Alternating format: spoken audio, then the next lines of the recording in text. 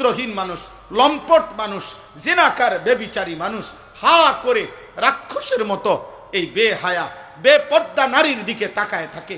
এই মানুষরূপী এই পশুগুলাকে দেখাইবার জন্য এই নারী এই সাজগোজ করে বেহায়া বেপর্দা নিজের জীবন যৌবন, নিজের শরীর স্বাস্থ্য, নিজের রূপ রাস্তায় দেদারসে নিলামে বিক্রি করে দিচ্ছে। নাউজুবিল্লাহ। আহা নারী, হায় বেপর্দা নারী, তোর জীবনের উপরে ঘৃণা, থুতু তোর জীবনের উপরে, থুতু থুতু তোর।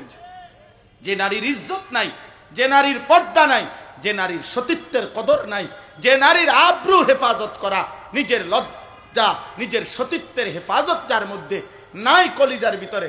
আমরা তাফসীরের মধ্যে পড়ছি পর্দা, লজ্জা, সতীত্বের হেফাজত, নিজেকে ঢেকে রাখার মানসিকতা নারীর মধ্যে পুরুষের চাইতে আল্লাহ বেশি তার সত্তাগত সৃষ্টিগতভাবে দিয়েছেন।